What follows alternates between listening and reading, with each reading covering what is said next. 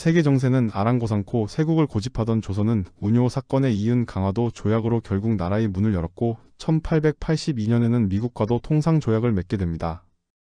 조선에서는 신원이 정권 대신으로 미국에서는 로버트 슈펠트가 정권 공사로 조약에 사인했는데 이때 통역을 맡은 사람은 청나라의 막원충이었습니다. 조선이나 미국이나 상대국의 말을 할 줄 아는 사람이 없었으니까요. 통상조약 후 미국이 공사를 파견했을 땐 조선 인청년이 통역을 맡았는데 일본 유학 중에 개인 교습으로 영어를 배운 윤치호였습니다. 조선에서 유일하게 영어를 할 줄 알았던 윤치호는 고종과 왕비의 총애를 받아 궁궐에 자주 드나들었습니다. 윤치호는 평생 일기를 썼는데 영어를 배운 뒤로는 영어로만 일기를 썼다네요. 개항을 하고 외국과 교섭할 일이 많아질 테니 통역관이 필요했고 조정에서는 외국어 교육을 위해 1883년 동문학을 설립했습니다. 통변학교라고도 했지요. 외교 고문으로 있던 멜렌도르프가 주도의 통상아문의 부속기관으로 설립했고 운영비는 해관의 관세 수입으로 충당했습니다. 영국인 할리팩스가 교사로 초빙됐는데 할리팩스는 동인도 회사 전기기술자 출신으로 일본에서 영어 교사로 일하다 동문학 교사로 초빙됐습니다. 학생은 기본 교육을 마친 15살 이상 양반 자제들로 뽑았고 기숙학교로 운영됐습니다. 수업은 오전반과 오후반으로 나누어 진행했고 주로 영어를 공부했지만 일어와 서양식 셈법도 가르쳤지요. 우등생들은 관리로 임용됐는데 1886년 한성주보의 신림 명단을 보면 무궁화 심기 운동을 펼쳤던 독립운동가 남궁옥 선생의 이름이 보입니다. 어쩌면 동문학 학생들을 찍은 이 사진에 젊은 시절 남궁옥 선생이 계실지도 모르겠습니다. 엄밀히 보면 동문학은 학교라기보단 통역관 양성소에 가까웠는데 그래도 최초의 관립 외국어 학교라는 의미가 있겠네요.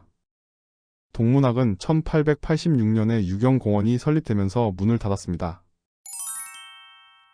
영재를 기르는 공립학교라는 이름처럼 유경공원은 정부에서 직접 설립한 최초의 근대식 교육기관입니다. 조선 정부는 미국의 교사를 파견해달라고 요청했고 1886년 7월에 유니온 신학교 출신인 벙커, 길모어, 헐버트 3명이 조선에 도착했습니다. 처음에는 동문학 출신 통역들이 배정돼 수업을 도왔는데 나중에는 영어 실력을 늘리기 위해 100% 영어로만 수업을 진행했다네요. 고종은 유경공원에 관심을 보이며 학생들을 궁으로 불러 시험을 치기도 했는데 직접 영어 문제를 읽기도 했다네요. 물론 고종이 영어를 알았던 건 아니고 한글로 표기된 발음을 읽은 거였지요. 유경공원이 최초의 근대식 학교라고는 하지만 학생을 양반 자제들과 젊은 관리 중에서 선발한 귀족 학교였고 무엇보다 지나치게 영어 교육에 편중돼 있었습니다. 물론 수학, 과학, 지리 같은 과목도 공부하긴 했지만요. 선교사 아펜젤러의 회고를 보면 유경공원 학생들은 10달 만에 단어 3000개를 익힐 만큼 영어엔 열성적이었지만 신학문에는 별 관심이 없었다고 합니다. 출세를 위해 영어를 배우려고 입학한 거였으니까요. 선교사들이 세운 학교에도 영어를 배우겠다며 찾아온 학생들이 있었는데 왜 영어를 배우고 싶냐고 물으면 관직에 나가기 위해서라는 대답이 돌아왔다고 합니다. 유경공원 입학생 중에는 이완용도 있었습니다. 이완용은 조선에서 초대 주미공사를 파견할 때 참창관으로 수행했는데 지금으로 치면 참사관에 해당하는 자리로 실무를 책임지는 1등 서기관입니다. 이완용은 1889년부터 15개월 정도 대리공사 직책을 맡기도 했지요. 초대 주미공사 일행 중 이하영은 그 시대 영어가 출세에 얼마나 큰 역할을 했는지 보여주는 인물입니다. 이하영은 집안이 어려워 어릴 때 절에 보내지기도 하고 찹쌀떡 장수를 하기도 했는데 우연히 선교사 알렌을 만나 미국 공사관에서 일하며 영어를 익히게 됩니다. 알렌은 갑신 정변 때 크게 다친 민영익을 치료해줘서 왕실의 신임을 받게 되는데 이때 이하영이 몇 달 안 된 영어 실력으로 통역을 맡았고 이 일을 계기로 승승장구하더니 고종의 개인 통역관까지 했지요. 제중원과 외화문에서 일하다 초대 주미공사단 서기관으로 미국에 갔고 전권 공사인 박정양과 참창관 이완용이 귀국하게 되자 남아서 대리공사 역할을 수행했습니다. 귀국 후 계속 관직을 맡더니 1904년에는 외무대신에까지 올랐지요. 윤치호는 이하영에 대해 나라의 녹을 먹는 사람이 편지 한 통을 못 쓸 만큼 무식했다고 비난했는데 그야말로 영어 하나로 인생 역전한 셈입니다.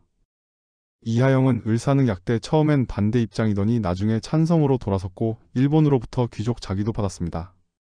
이하영 옆에 있는 번역관 이채연은 과거 시험에 합격하고 제중원에서 근무할 때 영어를 익혔는데 제중원에는 서양 의료진들을 위해 동문학 출신들이 배치돼 있었지요.